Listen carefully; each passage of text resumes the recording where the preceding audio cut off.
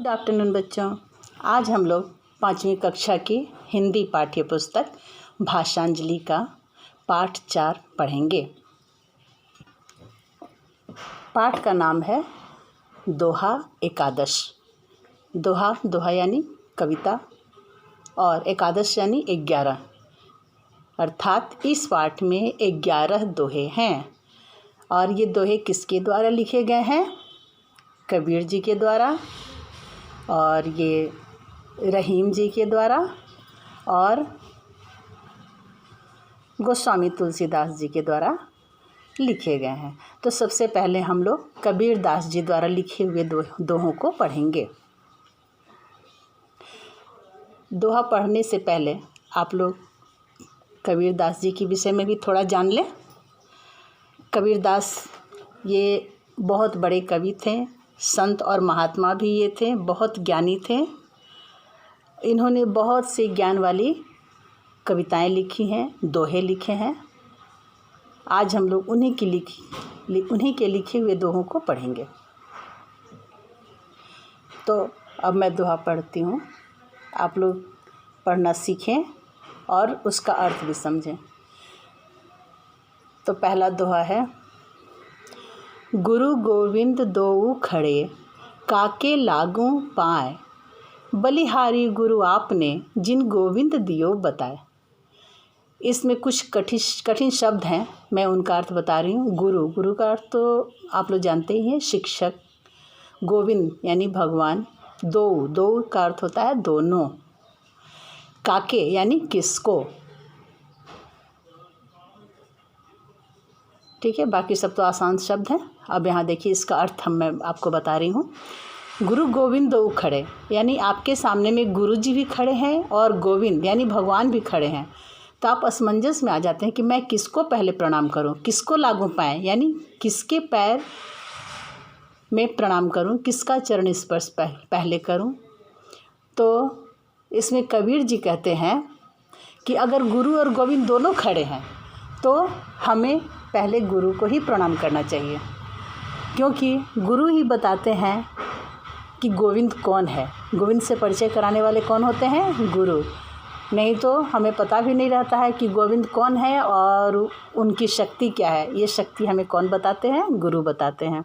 चाहे वो गुरु शिक्षक हों या माता पिता हों, हम उन्हीं से जानते हैं कि गोविंद कौन है, भगवान कौन है। भगवान की शक्ति को भी हम उन्हीं के द्वारा जानते हैं। इसीलिए अगर गुरु और गोविंद दोनों खड़े हैं तो हमको गुरु को प्रणाम करना चाहिए, क्योंकि वही गुरु का दर्शन कराते हैं। अब दूसरा दोहा है,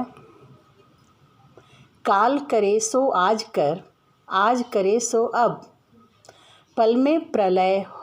इसमें प्रलय लिख दिया है, प्रलय का अर्थ होता है प्रलय। ठीक है, पल में प्रलय होएगी, बहुरी करेगा कब। इसका अर्थ है कि पहले कुछ कठिन शब्द हैं, मैं वो बता दूं आप लोगों को। काल करे सो आज कर, ये तो साधारण सा शब्द है। यहाँ पे मेन कठिन शब्द एक यही है, प्रलय। ये अपनी भाषा में लिखे हैं, इसलिए हिंदी भाषा में इसका अर्थ होता है प्रलय। प्रलय समझते हो ना, पूरा विनाश। बहुरी यानी बाकी काम, ज़्यादा काम, ये सब। तो इसका अर्थ है, इसमें कबीर दास जी समय के महत्व को बताते हैं कि समय हमारे लिए कितना ज़्यादा महत्वपूर्ण है। जो काम हमें कल करना है, हमें कोशिश करनी चाहिए कि उस काम को हम आज ही कर लें, क्योंकि क्या पता अगले पल ही प्रलय हो जाए और हम रहें ही नहीं, तो हमारा काम कौन पूरा करेगा और हमें अपने काम को पूरा करने का अवसर नहीं मिलेगा। इसलिए जो काम हम कल पर टालना चाहते हैं उसे आज ही कर लें, और आज जो काम करना चाहते हैं उसे अभी कर लें, क्योंकि आने वाले समय में क्या होने वाला है ये किसी को पता नहीं है। अब इनका तीसरा दोहा है, ऐसी बानी बोलिए मन का आपा खोए, औरन को शीतल करे आप हूँ शीतल होए। इसमें है कि मनुष्य को हमेशा मधुर वाणी बोलनी चाहिए, अच्छी अच्छी बातें बोलनी चाहिए।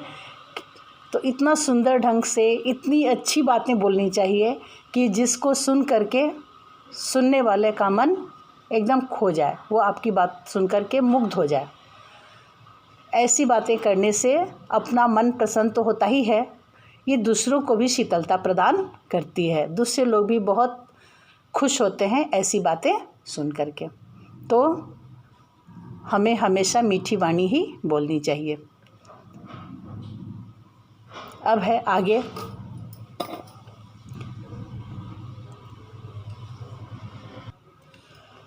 अगला दोहा है, साईं इतना दीजिए जामे कुटुम समाए, मैं भी भूखा ना रहूं साधु न भूखा जाए।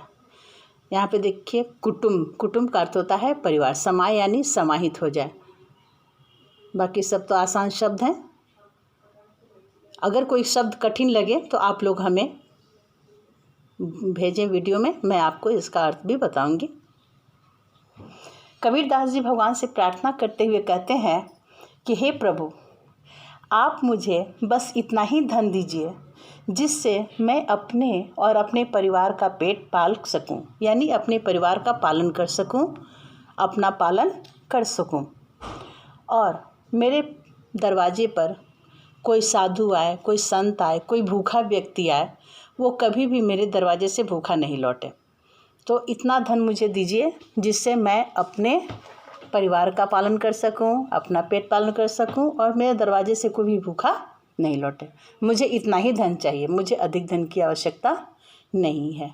तो ये हो गए कबीर के दोहे। अगली वीडियो में मैं आप लोगों को रहीम के दोहे बताऊंगी।